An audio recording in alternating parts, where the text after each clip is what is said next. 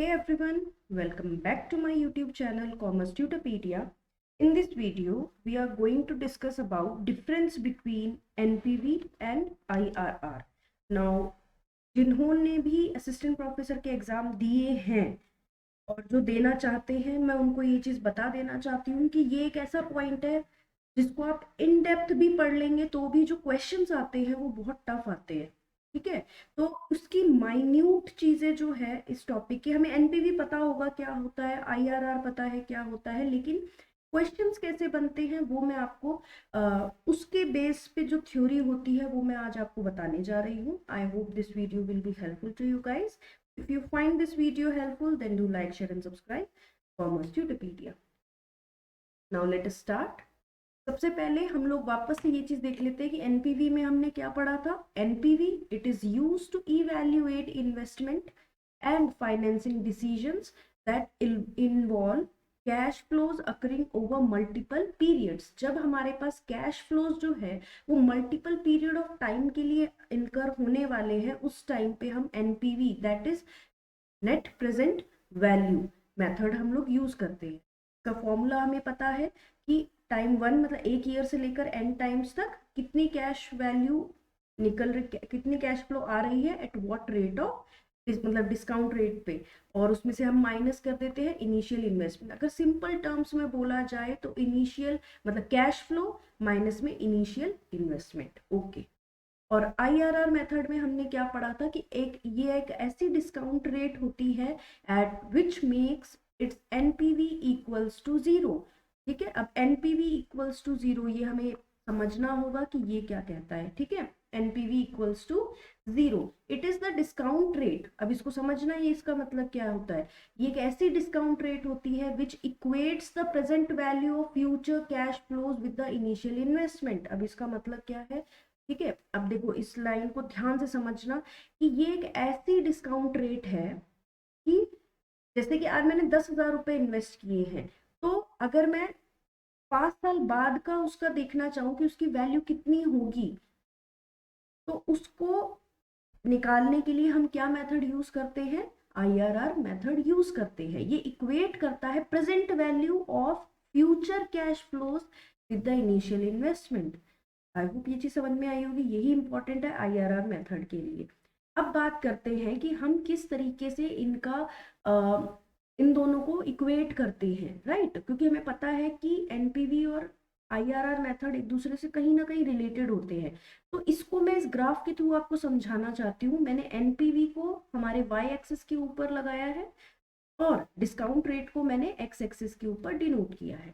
ठीक है, अब आप यहाँ देख सकते हो कि जो आपका एनपीवी है मतलब इनिशियल जो पैसा है या कैश फ्लो की आप बात करो, 45,000 दिखा रखा है मैंने। इसका चलो मैटर नहीं है, बट मैं ये बताना चाहती हूँ कि ग्राफ ऐसे बनता है।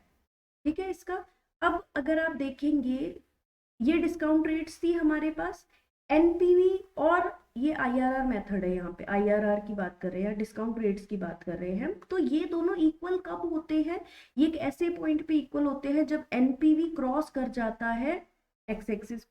इसका मतलब क्या है, इस पॉइंट के ऊपर ये दोनों क्या होते होंगे, इक्वल होते होंगे। तो इस तरीके से एनपीवी की प्रोफाइल बनती है। अब यहाँ देखो, IRR is the point at which the NPV profile crosses the x axis.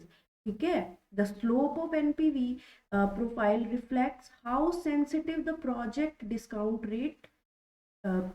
Is to discount rate changes. बात समझ में आई कि हमारा जो प्रोजेक्ट है वो कितना सेंसिटिव है डिस्काउंट रेट चेंजेस। तो ये आपको क्या डिफाइन कर रहा है कि जब बहुत डिस्काउंट रेट कम था तो आपके पास ज्यादा था एनपीवी। ठीक है, जैसे जैसे आप इंक्रीज कर रहे हो डिस्काउंट रेट को तो NPV is going down, and at a एक पॉइंट के ऊपर हमारे पास एनपीवी और दोनों के दोनों इंटरसेक्ट करेंगे। इसी पॉइंट को हम बोलते हैं कि ये दोनों इक्वल है। ठीक है, तो उस पॉइंट को हम लोग आईआरआर मेथड का नाम दे देते हैं। चलो ठीक है, हमने बोला ना इक्वेट्स टू जीरो, जब एनपीवी इक्वेट्स टू जीरो उसको हम बोलते हैं आईआरआर की रेट। बात समझ में आई। आई होप ये बहुत अच्छे से आपको क्लियर हो गया होगा, कोई डाउट हो तो बता दीजिएगा। तो final question is do the IRR and the NPV rules lead two identical decision? क्या दोनों से सेम आंसर आता है हमारे पास? तो इसका आंसर जो है वो मैं कह सकती हूँ कि yes, they both provide identical decisions, लेकिन दो कंडीशंस जो है वो सेटिस्फाई होनी चाहिए। पहली कौन सी है? एक सेकेंड।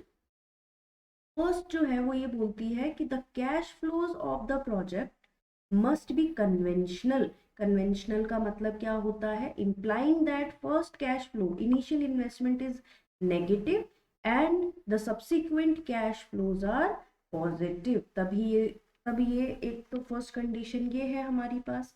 दूसरी कंडीशन ये है, the project must be independent, meaning the project can be accepted and rejected without reference to any other project। किसी और प्रोजेक्ट के रेफरेंस के अंदर उसको नहीं देखना है हमें, किसी उसको रिजेक्ट नहीं करना है, वो इंडिपेंडेंट है। Meaning that the project can be accepted and rejected without reference to any other project.